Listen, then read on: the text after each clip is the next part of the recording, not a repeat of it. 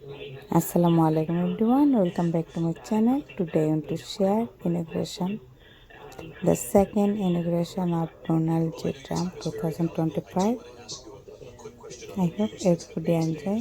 If you watching until the end, without further ado, let's start. Trump up the stairs to greet the Obamas. This time, Donald Trump waiting for Melania. They're walking up to the Bidens together, greeting them. Donald Trump putting his arm there on the First Lady, Jill Biden. Of course, they changed roles now. It's past noon Eastern time, which means Joe Biden is now the former president, former First Lady Jill Biden. And Donald Trump, former Melania Trump are the president and First Lady. They've been sworn in. Donald Trump has been, and J.D. Vance has been as well. And in 8 years later, John Carl, Donald Trump is getting right to work here. He actually knows the job. This has been a test of loyalty in choosing members of the cabinet and those who will be closest to the U.S. Wing. We've seen a lot of Susan Wiles today. And you heard Governor Chris Christie say earlier on our coverage that he actually thinks, and he watched this very closely, a lot of the advice that was given to Donald Trump 8 years ago from people who had actually been in politics before. Donald Trump liked to play around political circles but had never actually run for office. It was his first time, became... Walking into the hall, we all passed under the arch, holding the marble car of history clock. The statue shows Cleo, the Greek muse of history, holding a book to record events as they happen. And as you can see, she's heard a lot of stuff. And as she rides her chariot forward into the future, she looks behind her to remember the past. She remains here as she has for hundreds of years, a reminder that history will remember the events of the present, and it is on us to write that history right now. Speaking of art, the painting right here before you, I chose this painting for this lunch this summer, and it's titled American Horizon. It's by Jane Wilson, who grew up on her family farm in Seymour, Iowa. Coming from the middle of our country, Senator Fisher and I both like the painting because the artist is from America's heartland, but the horizon could easily be Florida, Mr. President. I will also note that this is the first time in history we are featuring the work of a woman artist at this lunch, and we thank the Art Institute of Chicago for their assistance.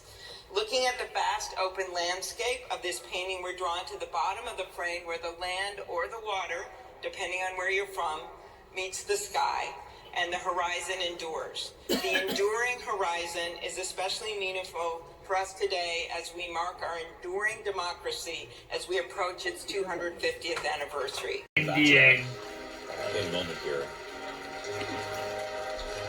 Vice President J.D. Vance from Ohio. 40 years old, stood a night on the campaign trail.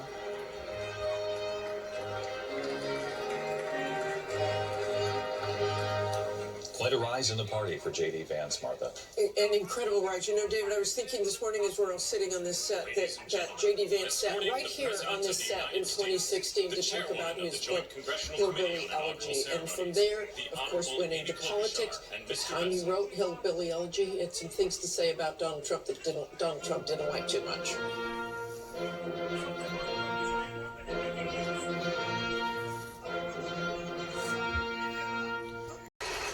For leaders on both sides of the aisle, and as President Trump enters this room for the honors and the invocation.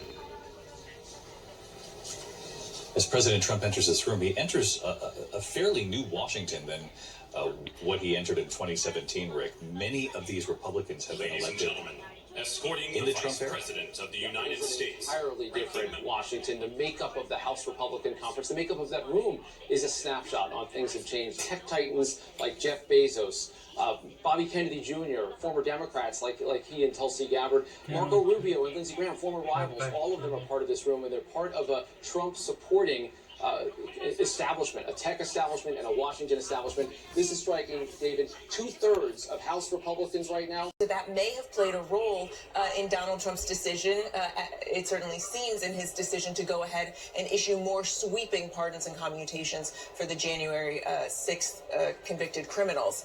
And of course, we should mention also that that wasn't the only pardons Biden issued today. He also issued some pardons for members of his family preemptively for his siblings and his in-laws. But again, as Terry was saying earlier, just a remarkable sort of tit for tat, even up to the very last minute as we see this transfer of power over just what the meaning of January 6th is. And former President Joe Biden also made it clear in pardoning his family members in the 11th hour, the 11th minute, Really? I could almost say, not because of wrongdoing is what he said. He just feared that that there would be retribution in the months to come. Correct. He said that these were to prevent, as he put it, baseless and politically motivated attacks. And again, saying that just because he was issuing these preemptive pardons, it was not an acknowledgement of any wrongdoing, but yet another sign that even as we are going through the motions today, even as Biden was participating in this transfer of power and inviting Trump to the White House, that Biden simply did not trust Donald Trump to use his power appropriately. Mary, thank you. You're looking live at the luncheon on Capitol It's Hill. a This is luncheon. when leaders from both parties gather to welcome This the luncheon party incoming president. There will be for gifts inauguration. exchanged here at the luncheon, and President Trump will make comments Inauguration here of as well. Donald J. It's Trump, customary that the president would arrive, 2025. you would see a couple of moments, and then they would shut down the cameras just for a brief period so that they can actually eat lunch. Presumably Of without the all of us second peering at while they're inauguration eating of food. Donald J. Trump He's expected to 2025. arrive here at any moment. And then later this This is afternoon, luncheon Rachel Scott moment is at the Capital One Arena. of the And Rachel's second my understanding inauguration that will of replace Donald the J. inaugural Trump parade that Americans are 2025. so sort of accustomed to seeing, that sort of march back down Pennsylvania Avenue. Exactly, David. A very different inaugural parade will be happening this year for the first time in decades, because this will take the place of that traditional inaugural parade that we normally see down Pennsylvania Avenue. Instead, President Donald Trump will come here. This is an arena that is filled with thousands of his supporters. I had a chance to talk to him over the weekend. I asked him about the weather, really throwing a wrench in his inauguration plans, and he said he was actually looking forward to being here with his supporters. This has the feel of a campaign rally on the jumbotrons here. They have been playing every single thing that we have been watching unfold. People have been standing, chanting USA, USA. They also booed here when former President Biden, departed on that helicopter with the former First Lady of the United States as well. This is a crowd that's very, very fired up.